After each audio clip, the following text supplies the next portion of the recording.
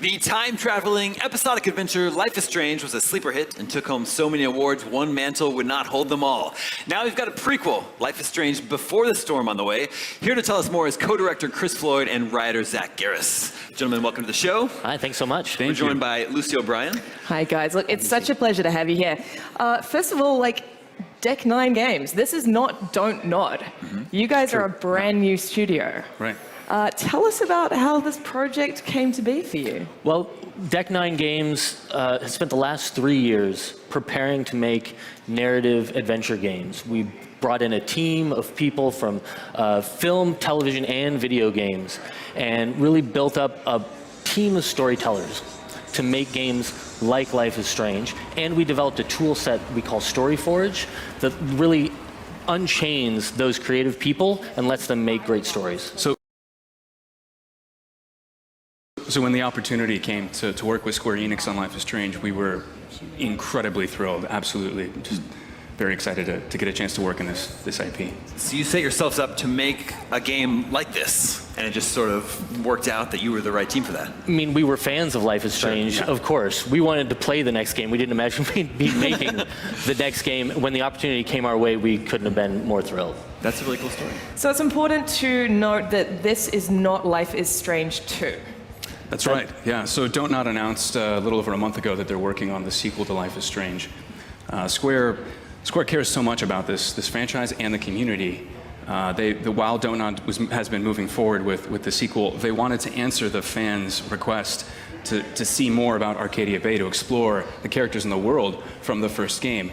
And that's how they ultimately led them to us. And of course, this is a prequel, so this takes place before the events of Life is Strange. It follows the story of Chloe at age 16, is that correct? That's correct, yeah. And subsequently her friendship with Rachel, who we sadly never got to meet in Life is Strange. Why was this the right story to tell? We feel like everybody has had a time in their life when they meet one person who changes their world. And looking at the different characters, there's so many rich characters in Arcadia Bay from the first season. Chloe and the relationship we know, we've heard about with this mythic character, Rachel Amber, but we never actually get to experience as players. That seemed like a wonderful opportunity for us to tell a unique story, a story that's different from the first game. And it takes place, like you pointed out, several years before the events of the game, so it was important to us to tell a story whose ending the fans won't know. And, Chloe does not have time travel powers like Max did in Life is Strange. I mean, that was such a big hook of the first game that you could rewind time. What's the gameplay hook this time around? I mean, what's Chloe's thing? Well, first of all, that was a big choice we had to make early on in this project, and we considered what kinds of powers, how would the supernatural manifest in our story. And time travel just didn't make sense. That really is an embodiment of Max's character. She's timid, she's cautious. Chloe is not that. Max is gonna go back and question the decisions she makes, but Chloe is a wrecking ball. She's gonna bash through whatever gets in her way. She has attitude, she is brash, so it didn't fit. We also didn't want Arcadia Bay to feel like it was a town of superheroes. We didn't want those kinds of powers to be too prevalent. We also knew that Chloe didn't talk about any kind of power. So there isn't a power in this game. Chloe doesn't have a power. We're really focusing on what we think is actually the heart of Life is Strange, which are relatable relationships between characters you care about and how they deal with real-world problems. Can you tell us about, Don't Nod, when Don't Nod brought this project to you, was the story already written? And you just took it from there to build the game, or how much input did you have on it? Yeah, that's a great question. Don't Nod, they've created such an amazing world with Life is Strange. We really hold them in the highest regard and see them as the founders of the franchise.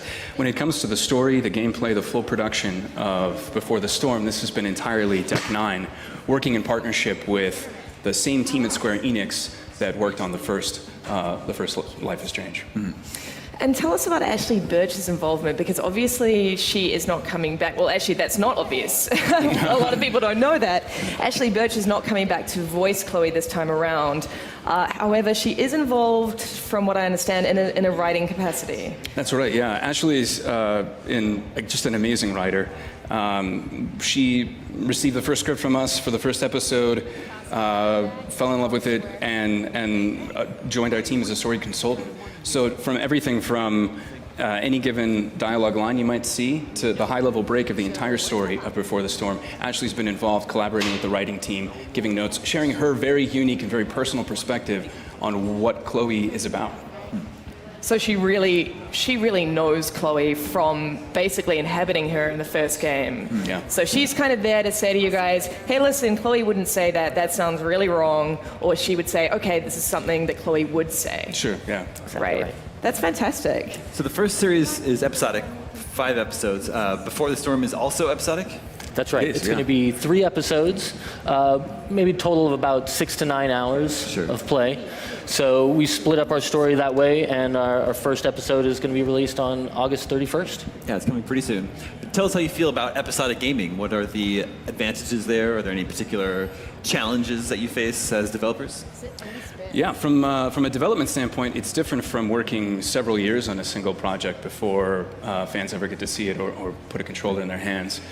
So I think it's exciting to work on segments of content and release it and share it and see the fan response. The community supporting Life is Strange is so passionate and it's so large. We're really excited to see the response to the first episode. Considering we know where Chloe and Rachel end up, what kind of choice and consequence system are we looking at this time around? Is it more sort of intimate, or is it going to feel as end-of-the-world apocalyptic as Life is Strange did? That's a really good question. Obviously, choice and consequence is so important to Life is Strange, and that's absolutely the case in Before the Storm. But you're onto something. I mean, this is going to be an intimate, relatable story that we're really focusing on this relationship between the two of them, to see and let the player engage in how does that relationship blossom over the first few days after they meet each other.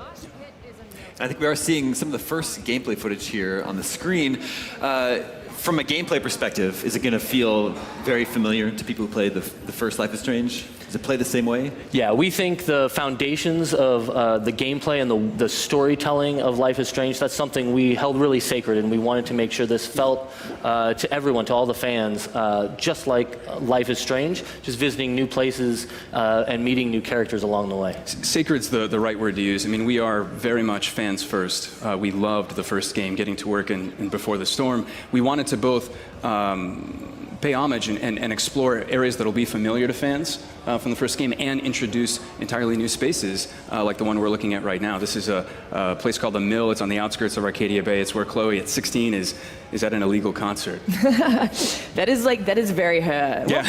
What kind of character is Chloe in this game? Because obviously she's very foolhardy. As you said, she's something of a wrecking ball. I can't even imagine what she is going to be like as a younger teen. Yeah. So she, like Chris said, is a wrecking ball. She's very courageous. I think it's important to point out, though, that she is not the Chloe we know from the first game. There's a journey that she's going to go on that our game participates in the intervening time. You're going to see her turn into that blue-haired, beanie-wearing Chloe that everybody knows. Yeah, but at the start of our game, what she's dealing with, it's 2 years after her father's died, Max has left, she's all alone. Emotionally and I think psychologically, she's in a very different place from the Chloe we know from the first game. We were talking about choice and consequences earlier. There's a moment here about to come up that's going to be one of our key decisions, where the story can really branch. She's gotten herself in a little bit of trouble here with some overgrown bullies, basically, who want to make a deal out of her bumping into them earlier. So she's going to have to choose how she wants to deal with this situation. Should she fight or should she run? And that's going to have consequences not just in this scene, but later. Tell us a little bit about the new storytelling program that, see, here we go. That's exactly what you're So talking about. here's a key choice that you... Tell us a little bit about the new storytelling program that you guys have worked on to make this possible, in terms of the narrative branching that you have in this prequel. Yeah. Well, it starts with a tool we call Playwright, and that's basically like writing a screenplay, except that our writers can put in the gameplay, put in the branches, the consequences, the checks of what did you do last time to make a non-linear story. Then we take that and we port it over into a tool called Storyteller. And that creates essentially like a giant timeline. And we bring in the characters we need, we apply animations to them, and then we go in and we do the facial performance. We literally have sliders. We can turn up the sadness and turn down the surprise or blend them in whatever way we want to create the emotional performances that we need to get across this story. This is a technical tool set that our team's been developing for over 3 years. That's amazing. There's really nothing else like it inside the industry. Yeah. So here, after this key choice, did Chloe choose to fight? I believe in this she footage chose to run. She ran. She ran there, okay. And she flipped the bird, which is very Chloe. Of Yeah. course. But I imagine those key choices, there isn't a wrong answer. That's right, yeah. So, and we see that as a component of Life is Strange. The game, the first season really embraced it, and we did too. You're going to choose how you want to embrace this adventure and how you want to navigate the challenges that you're going to face. There isn't a right or a wrong. Different choices you have will have different consequences. You're going to develop potentially a very different relationship with Rachel Amber than someone else. So where are we here in this scene? So we've jumped ahead a little bit. This is a place called the Overlook. After the night at the mill, the girls meet up at school the next day. They decide to ditch school. So they've now come out here to this park. Rachel's kind of on a mission, but they're going to have fun. Yeah. And all this footage is from episode 1 that's out in August? That's right. All That's of this correct. is from episode 1. I see. And, you know, we're talking about her relationship with Rachel, and you said that people might have different kinds of relationships, just as Chloe did with Max in the original Life is Strange. I mean, one of the biggest... You guys know what I'm going to ask. I can see on your faces. One of the biggest draw cards of Life is Strange is the shipping and the romance. Is that going to be something that is prevalent in this prequel? Let's actually hold that thought. We got to take a quick break. We'll answer it soon after, right after this commercial break. We'll have more Life is Strange Before the Storm right after this.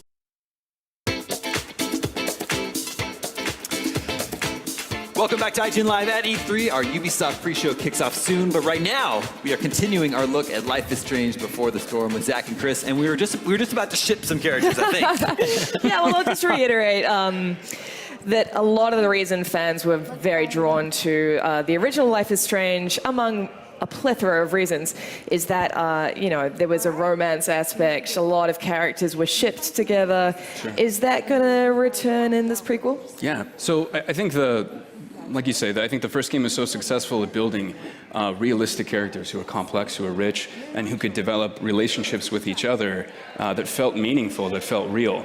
And we've embraced that very much with Before the Storm. It's important to us not to be prescriptive with the player about how they choose to relate to the characters in the world, but rather to create a vibrant collection of characters that they'll have strong feelings about one way or another, and then the freedom to explore expressing those feelings and navigating what those relationships might be. Well, especially considering Chloe's relationship with Rachel was actually fairly ambiguous in Life is Strange. There were moments where I was like, I'm not quite sure how close they were. They seemed to be, at one point I thought they had a romantic relationship, at another point I was like, no, they were just really close friends. So obviously there are a lot of options for you guys to explore. That ambiguity gave us a lot of opportunities, like you're saying, to create the story we wanted to tell something that maybe players aren't expecting, and also leave, as Zach was saying, some of that open to see how they want to develop that relationship with Rachel. You mentioned earlier that Max, lead character from the first game, she's out of the picture here, at least at the beginning. Does she participate at all in the prequel? Yeah, Max's absence is an important element to Chloe's life at this time, but she does have a presence. Okay. Where Max had a diary in the first game where she would talk about everything that happened moment to moment while you were playing, Chloe actually writes letters to Max that she never sends. Interesting. Yeah. Now, correct me if I'm wrong, but Max does appear in your prequel, as I understand it, as like a bonus chapter. Is that right? Oh, right. Right. So, so there's an additional episode, part of the deluxe edition of the game. Right. That the farewell episode that's being created when we're finished making Before the Storm itself, 3 episodes, complete story. We're going to add on to that for the fans who really want to play Max one more time, a special farewell episode. We'll talk more about that in the future. Fantastic. And tell us a little bit more about, I mean, you know, what we're looking at here. Arcadia Bay, we are returning to Arcadia Bay. Are we going to see any familiar faces? Obviously, this is set a lot earlier, but Arcadia Bay really felt like a lived-in. It had a sort of Twin Peaks-esque vibe to it. There were some characters that really stood out for me that I'd like to see again. Are we going to have some returning faces? Absolutely, yeah. Being a part of Chloe's world means you're going to see Blackwell, you're going to see Joyce, you're going to see David, you're going to see a lot of other characters that you'll know from the first game. And then entering into Rachel's world, we're also going to see a variety of new characters that we've created just for Before the Storm. Right, so are we getting are we going to be able to play as Rachel at any point, or is it just very much Chloe's? It's really from Chloe's perspective. It's telling her story. We're looking here at a scene, a familiar location, the junkyard. It eventually becomes Chloe and Rachel's hangout. But here we're going to have a dramatic moment we'd really like to share with the players. Okay, let's turn it up. I'm not moody. I just need some space. Is that all right with you? Okay. Actually, no. I thought we were having a great day together. Why are you acting like this all of a sudden? I'm not acting like anything. I just want to be left alone right now. No, I don't understand. You can't just turn on me for no reason. I'm sorry, turn on you? I guess I forgot. It's always about how you feel, isn't it? Sad Chloe's fucking sad again. Maybe you should try giving a shit about other people for once. Are you serious right now? Fuck!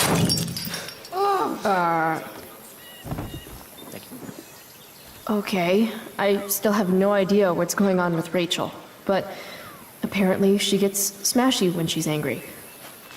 I can work with that.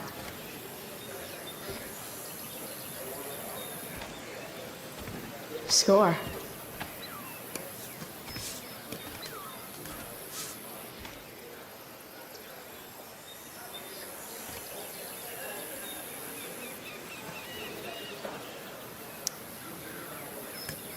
Here, if you really want to smash something, this should do the trick.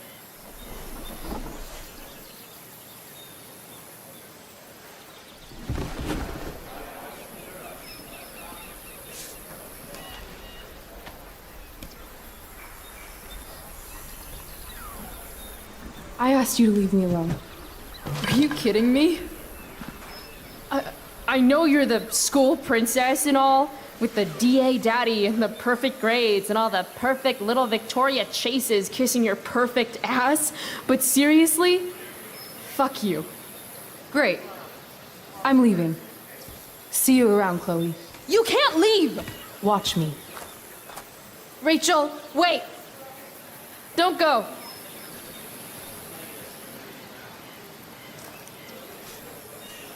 Why not?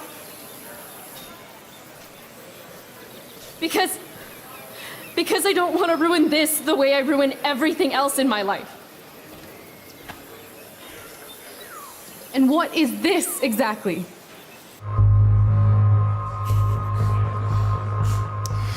A real friendship. I thought Chloe Price doesn't need friends. I thought so too before today. I guess it's easier to be alone if you decide it's a choice. I'm sorry for whatever I did or didn't do. Today was the best day I've had since my dad died. And I screwed it up somehow. Like I screw everything up, because I'm a fucking screw up. Chloe, please.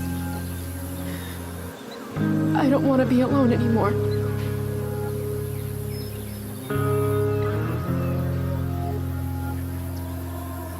I'm sorry, Chloe.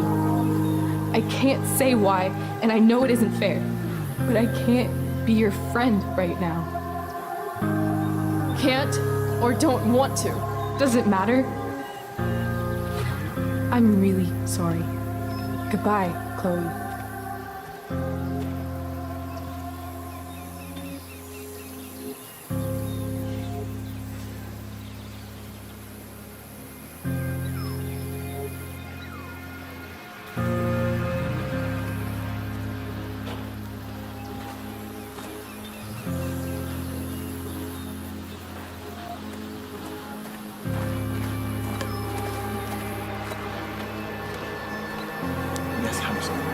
Fuck this place.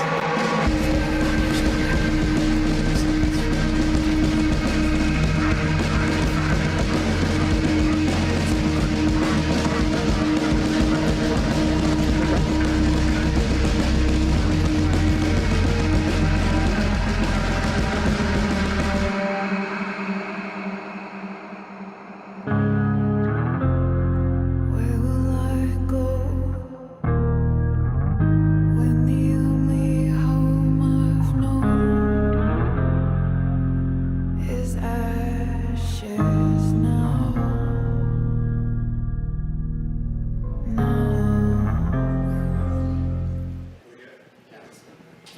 Cool. So we saw Chloe make some decisions there. Can you talk a little bit about the different permutations, how it would play out if she had made the other choices?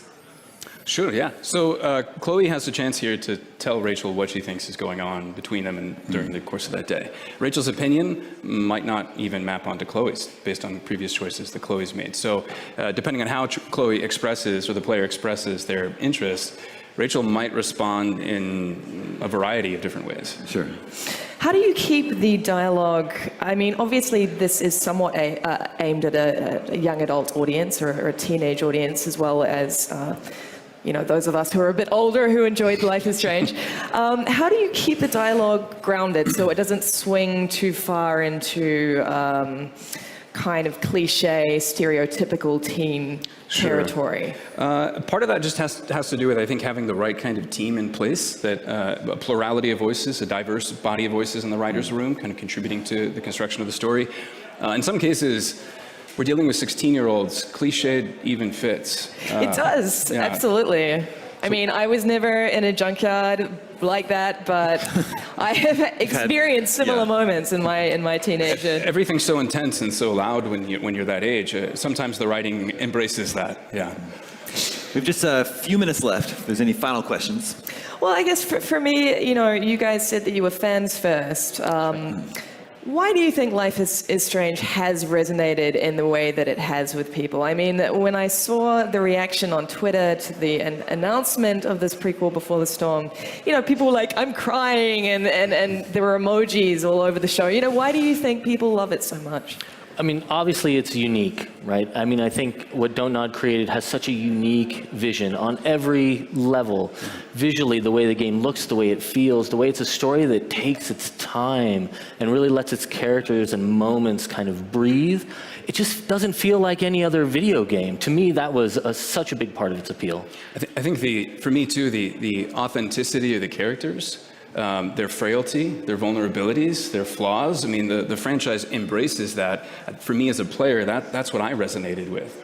A willingness to explore characters and heroes who aren't perfect. I think we need more of that, honestly. Do you think perhaps some of it has to do with the fact that, it's quite rare to see video games centered on younger, women, like teenage girls? That's something that we don't generally see, at least explored in an emotional way. Absolutely. I mean, this is a protagonist in the first Life is Strange and in Before the Storm of a kind that you just don't typically see. Do you think we will see, I mean, obviously you guys can't, you guys will probably know a little bit more than I do and don't want to ruin any surprises, but do you think that in future iterations of Life is Strange, we will be telling stories from other perspectives outside of Max and Chloe, or do you think really they are the heart and soul of this series? I think a cornerstone of the franchise is to embrace stories that live in all sorts of places. I don't want to speak further about the details, but yeah, we'll see. Well, we are certainly looking forward to exploring more of Arcadia Bay on August 31st. That's right. 31st. Thanks so much for coming by the show. Thank you so much for having us. Remember, for all the latest E3 news, trailers, interviews, and so much more, go to IGN.com/E3. Stick around because the Ubisoft pre-show is coming up in just a few minutes. More IGN Live at E3 right after this.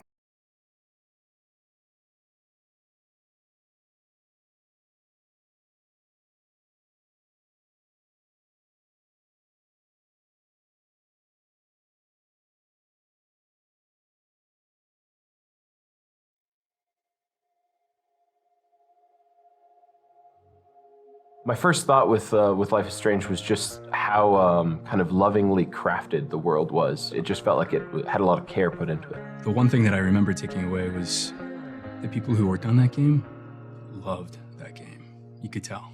Dontnod had really set a high bar, and we wanted to make sure that we could hit that. And we offered it up to Square to say, here's what we would create. Fans were really adamant that knowing the story of Chloe and Rachel, that's the story they wanted to see. One of the principles that we embraced in developing Before the Storm was that we wanted to create an engaging story. The center of the entire story is about friendship. I think everybody knows that one summer or whatever where you spent a lot of time with this particular person and it really defines that whole period of your life. When we wrote this game, we looked at it from Chloe's perspective. What makes us unique from her perspective? With Max, it was about rewinding time. We don't have time travel. We didn't think that was appropriate to this story or this character, really. The time travel was really an embodiment of Max's character. Chloe's not like that. Chloe is a wrecking ball that just bashes through the things that are in front of her and creates consequences and damage as she goes. And she can't take that back. And that was really important to us, of telling Chloe's story and making now those consequences, you're really gonna feel them, and those choices, you're really gonna agonize over them. That's a difference, I think, that's gonna be really powerful for our game.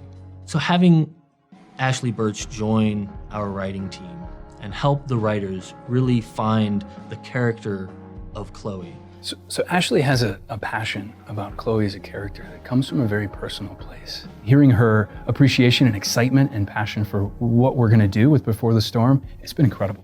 That's been a real bolster to our story and making sure it stays in continuity with the original game. So my main focus has been on Chloe and Chloe's voice in terms of just her dialogue and her psychology. And so I've given notes in different aspects of the script about, things I think Chloe would or wouldn't do, things she would or wouldn't say. We're inviting the player in Before the Storm to step into her shoes at the age of 16. She's imprisoned in the grief that comes with losing a parent she loved very much. And that's where we start. And with that, we're kind of saying, it's okay not to be okay. I think it's just very honest emotionally, and I think it deals with really relatable issues and subjects. Most games don't tackle these kinds of things. In fact, they try to stray away from them, and Life is Strange embraced that.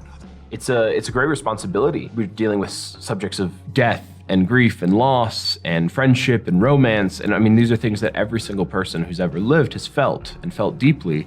And so to just kind of be frivolous with that would be irresponsible. Several years ago, we looked across the market and said, we want to create emotional stories and characters that connect with people. Life is Strange is the perfect culmination of everything that we wanted to do. We realized we needed to attract really talented people. But once we had the really talented people, we needed to remove all the technical barriers that would get in their way. And so we needed to build a technical platform that would allow these creators the freedom to go create something amazing. And so we focused for the first several years on a technical platform that we call StoryForge. So the StoryForge tools let us really create performances, and that's what that's all about. It starts with our script writing tool that lets you write like a regular screenplay, but with branches and choices and all of our gameplay elements built into that script. That then becomes essentially a big timeline that we can then place characters into a scene and say at this moment when they say this line, and they give this emotional performance, and we can dial up the sadness or dial down the anger. The journey to partner with Square has been absolutely amazing. They saw our passion for the franchise, and they saw our technical capabilities. Fans love these characters. They love this environment. They love the relationships, and we just want to bring you more of that. I think if we love what we're working on, fans are going to love it too. This is a prequel that's being written by fans of the first game. And so that to me was like a huge relief. It was a big, okay, this is in good hands, These are people that really care about this game and want to do a good job because they love the first game.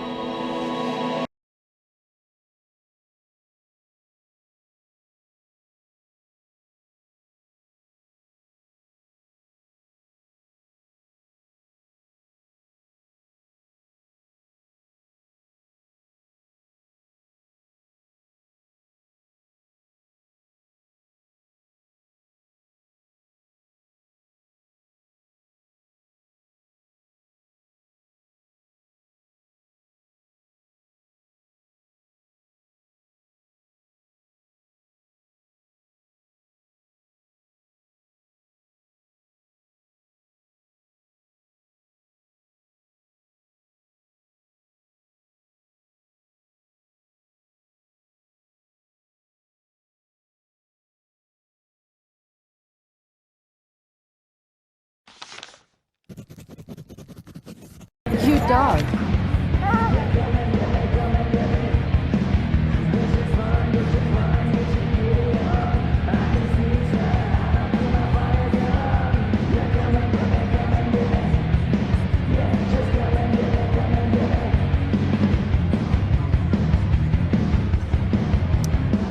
What's her name?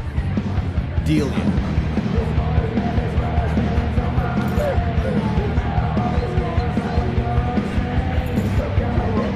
She doesn't usually like people. Yeah. Me neither.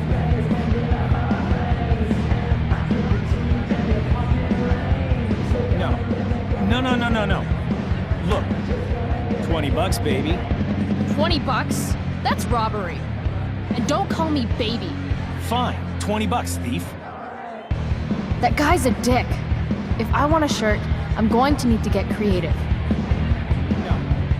Look, we have to set this up exactly as I've explained it to you. All right, it's not going to take any more than an hour to do it. Releasing that brake would roll the car right out from under that tool. Do I want a Firewalk shirt that bad? I think I do.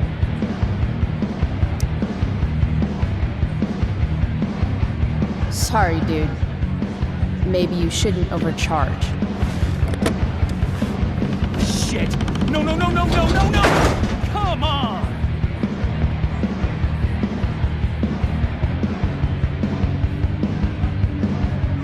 Thanks for playing, Dick.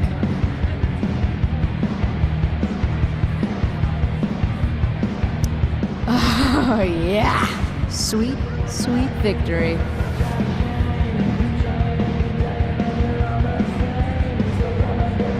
That's like $200.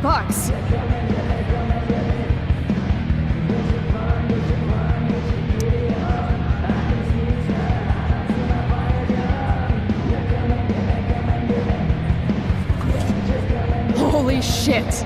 I'm rich!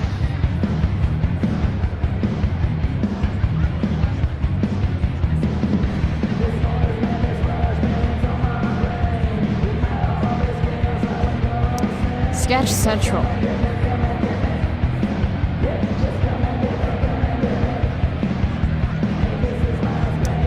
Frank Bowers? What is he doing here? Yo, Frank! Hey! Chloe? I know your name, you idiot. You bought pot for me every month for a year. Look at that getup. Studs. You're trying too hard. What are you even doing here? I'm here to see Firewalk, man. They rock. How'd you even hear about this little shindig? God, the internet. How else? Seriously? Fucking kids.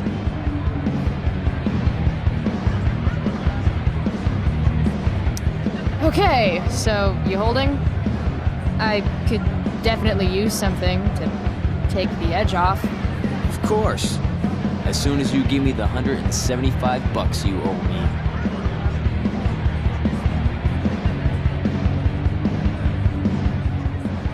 Toss in a dime bag and we'll call it square. Hey! What are you waving around this kind of money here for? You really don't think before you act, do you? Nope. So where's my pot? No more loans. I'm not your fucking piggy bank. You're a good man, Frank. No. I'm not.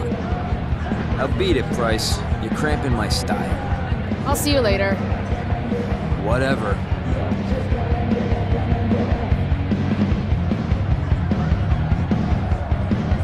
Reminds me of the way I make important life choices.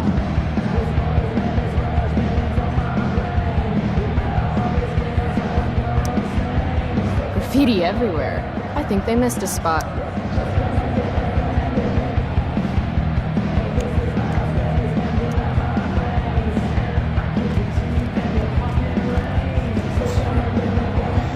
Sit and spit.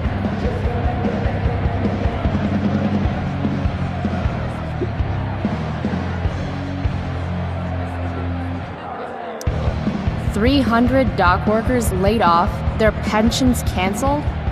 God, Prescott's a real tool.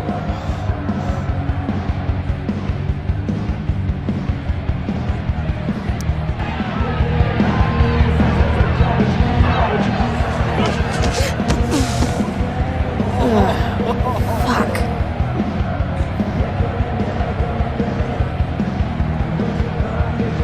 Hey, you okay? I'm fine. Relax. You bumped into me, remember? Yep. My bad, dude. You don't know who I am, do you? Nope. Don't care either. Hey, let me know how that works out for you, bitch. All right, mosh pit is a no-go. Fine. Maybe I can get a better view of the action from up above.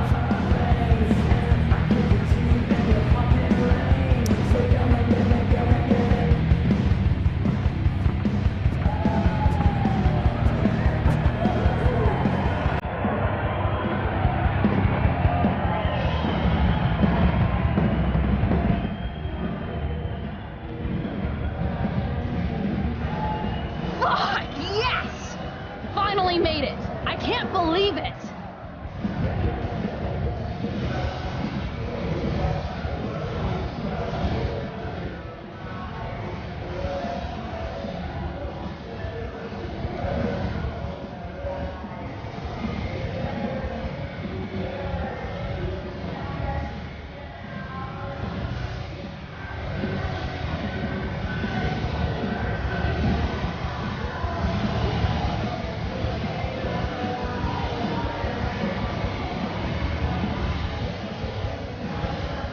You spilled my beer, bitch.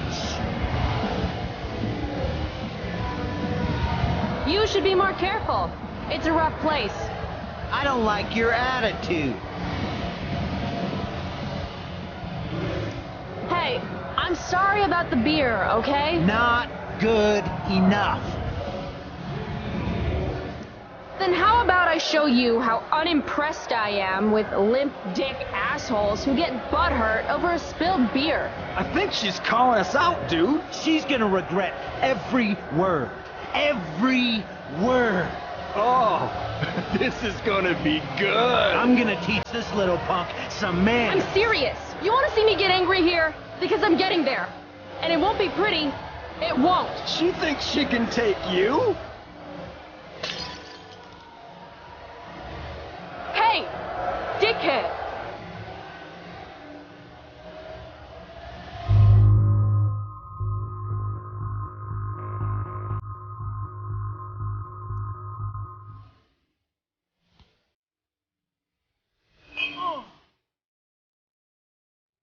Rachel? Come on. Hurry up.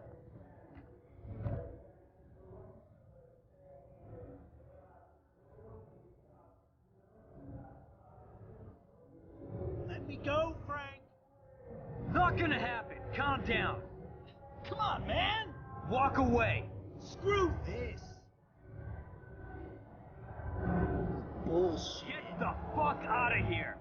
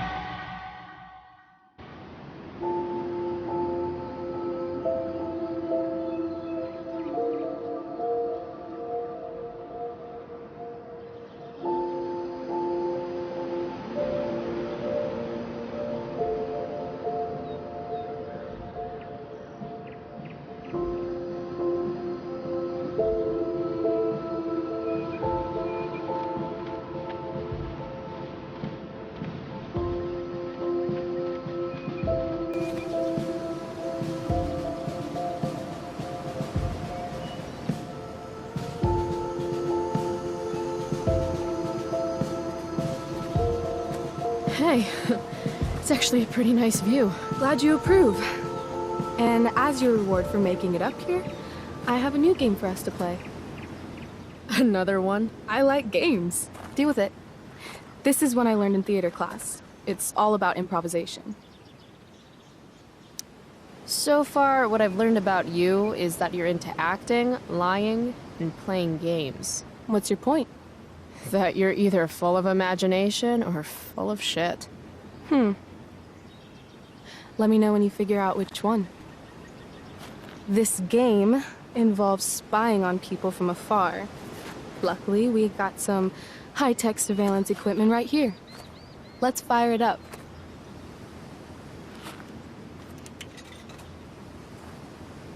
All right, here's the game. You find some people for us to spy on, and then you and I will act out what they're saying and thinking. That's it? I do that in my head during, like, every class. See? You're a natural. Let's give it a try.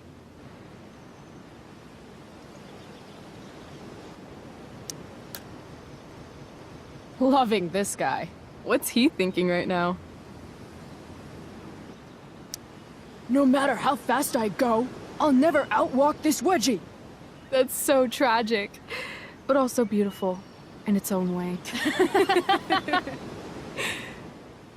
Oh, sorry. Didn't mean to hog the viewfinder.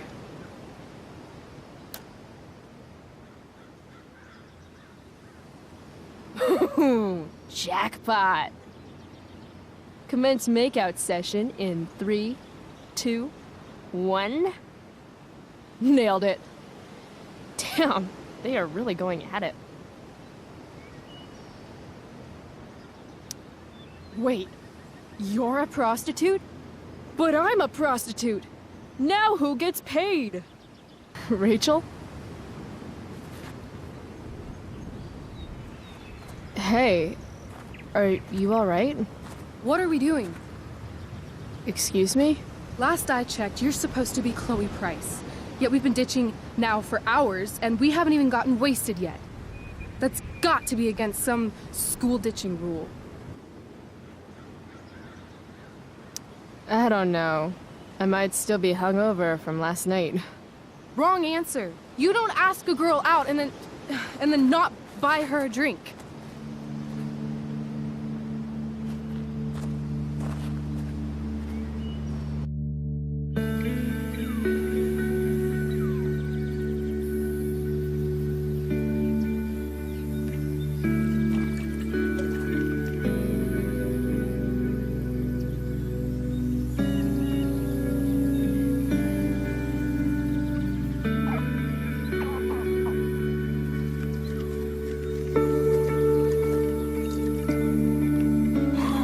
Whoa.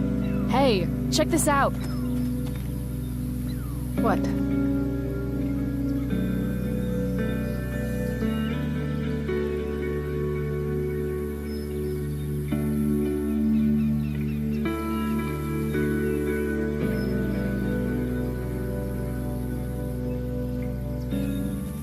Great.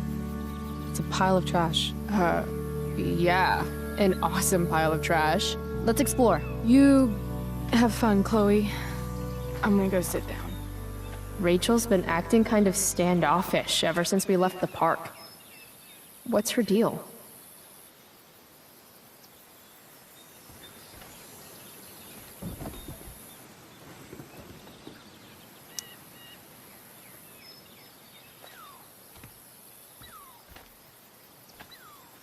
I've heard that actors are moody, but wow, Rachel. I'm not moody. I just need some space. Is that all right with you? Okay. Actually, no. I thought we were having a great day together. Why are you acting like this all of a sudden? I'm not acting like anything. I just want to be left alone right now. No. I don't understand. You can't just turn on me for no reason. I'm sorry, turn on you? I guess I forgot. It's always about how you feel, isn't it? Sad Chloe's fucking sad again. Maybe you should try giving a shit about other people for once. Are you serious right now? Fuck! Ugh. Okay, I still have no idea what's going on with Rachel, but apparently she gets smashy when she's angry. I can work with that.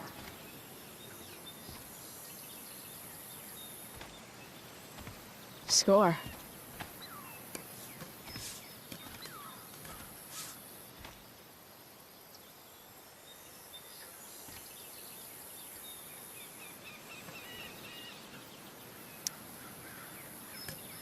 Here, if you really want to smash something, this should do the trick.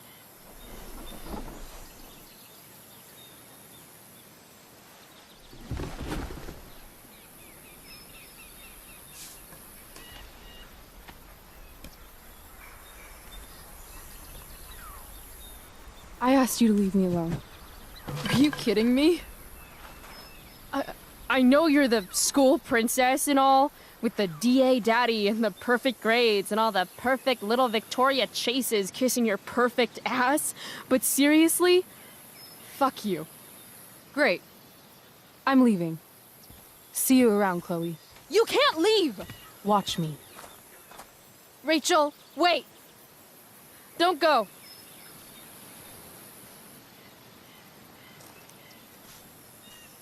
Why not?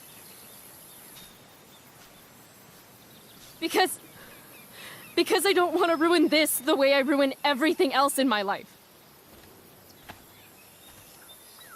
And what is this exactly?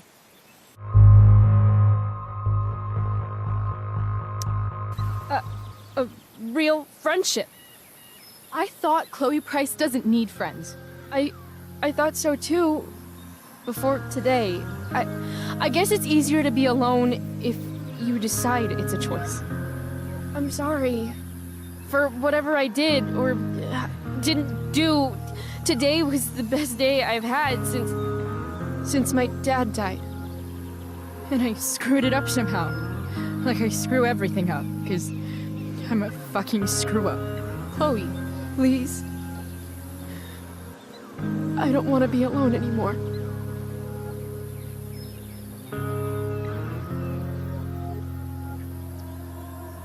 I'm sorry, Chloe.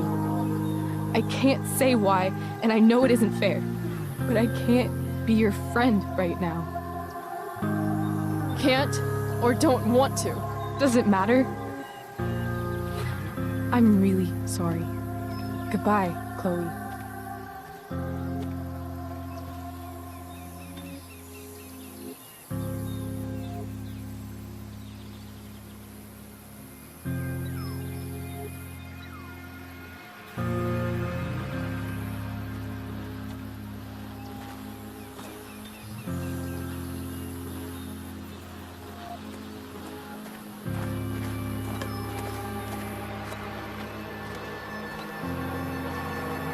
Fuck this place.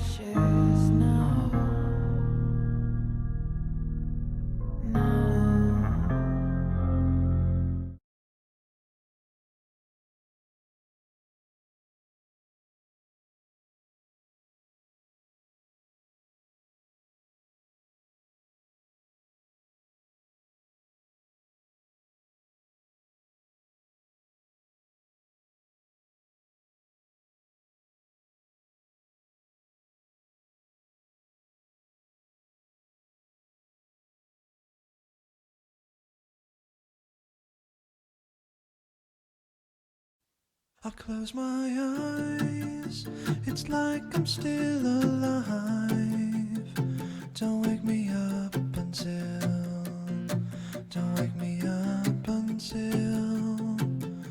the silent night, it tears me up inside, and I can feel